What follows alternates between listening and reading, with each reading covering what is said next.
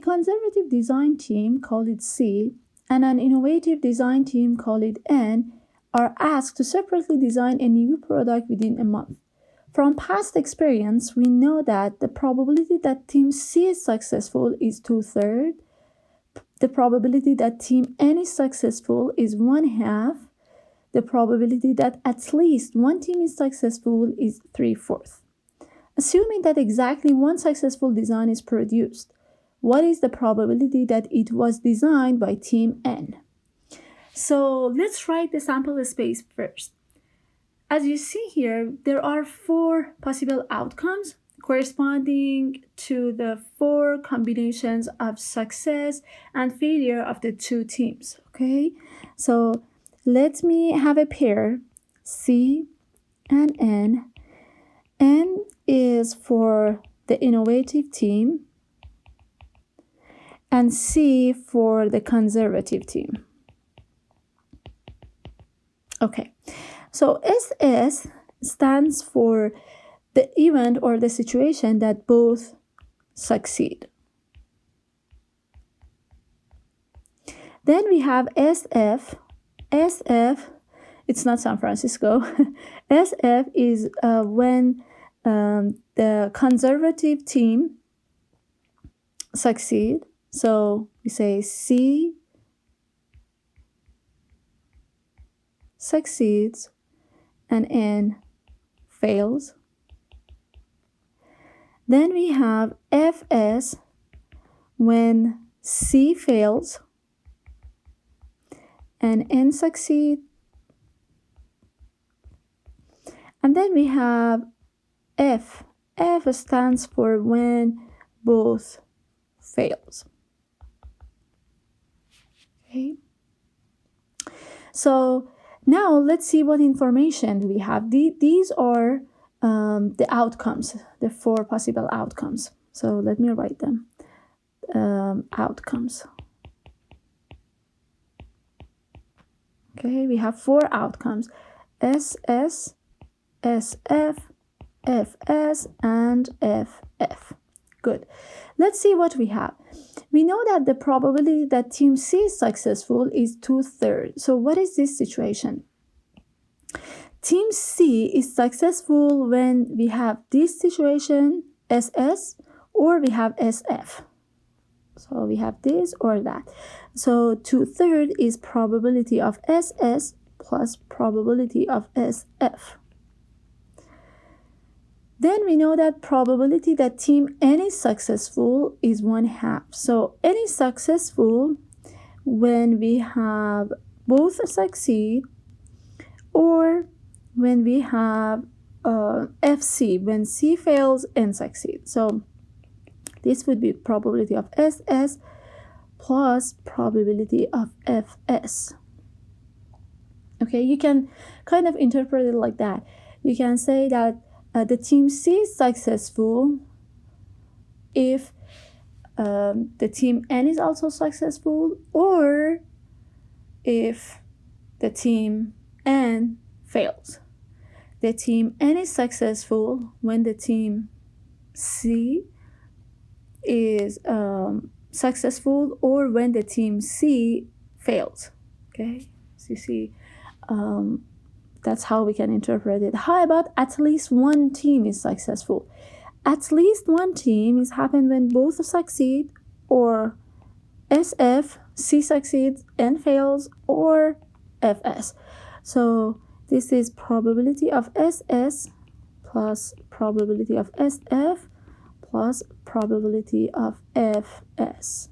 Okay, so as you see, we have 4 outcomes in here, 4 unknowns in here. So we need to have 4 equations to solve these ones. So I need one more equation, and the equation that I'm going to choose would be the probability of the whole sample space.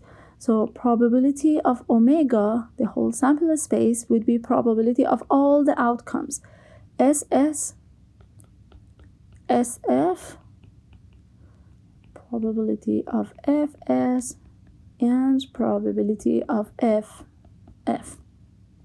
So as you know, probability of the sample space is 1. So I have 4 equations. This is 1, this is 2, this is 3, this is 4. So I have 4 equations, 4 variables. So I need to find this. Let me start by here. I see probability of SS in 1, 2, and 3 equations. So I can write these equations, all the variables in this equation, in terms of probability of SS. How? Let's do it. So I'm gonna write the first equation. I'm gonna write probability of Fs as the probability of SS. I'm gonna bring this in the other side. So probability of SF is equal to 2/3 minus probability of SS. I'm gonna do the same thing in equation 2. I'm gonna write probability of Fs as 1/2 minus probability of SS. Great. Let me bring this one a little down. Okay, so now look at equation 3. And equation 3, I can write 3/4 is equal to probability of SS plus 2/3 minus probability of SS plus 1/2 minus probability of SS. Okay, so now I just have 3 variables. Actually, this one and that one, they're gonna go away. So I have 3/4 minus 2/3 minus 1/2 equals to negative PSS. So I'm gonna do a little bit of algebra. So 12 would be the common denominator in here. So this one would be 9 minus 8 minus 6, which is equal to negative 5/12. Therefore, probability of SS is 5/12. That's good. So this is probability of SS. Now I can plug in this one that I found into here. So I get 2/3 minus 5/12. So this is 12. Now this is 8 minus 5. So it would be 3/12, which would be 1/4. This one, so let me write it in here. Actually, let me write it in here. So probability of SS is 5/12. Probability of SF is 1/4. Let me find this one. This is 1/2 minus 5/12. So this is 12. And then this would be 6 minus 5. So this is 1/12. So this one is 1/12. And if I add them up, I can find probability of FF. Okay, so actually I can do something else in here. You see, probability of FS plus SF plus SS is 3/4. So the summation here is 3/4. I'm gonna bring everything on the other side. So this is 1 minus 3/4. So this is 1/4. So the last one is 1/4. So I found all the probabilities of all the outcomes of the sample space. Now go back to the question. What is the question? Assuming that exactly one successful design is produced, what is the probability that it was designed by team N? So what do I want?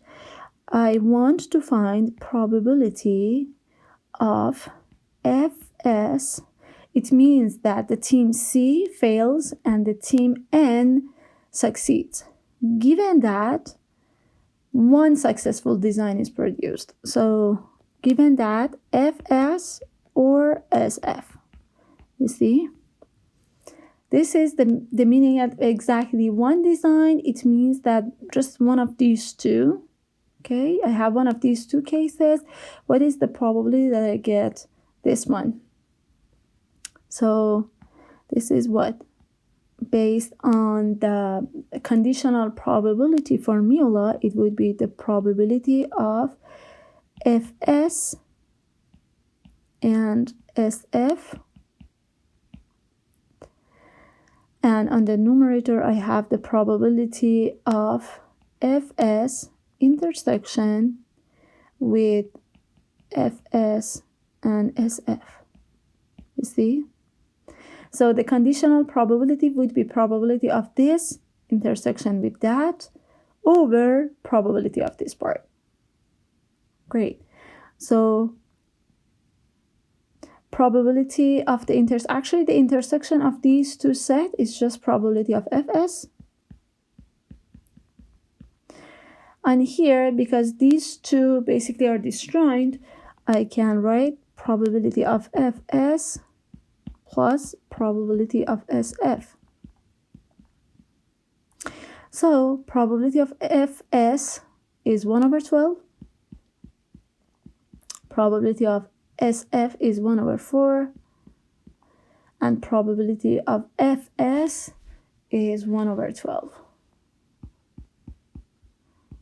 So I get 12, 1 plus 3, 1/12. So I'm going to simplify that. I get 1/4. That is the answer for the question.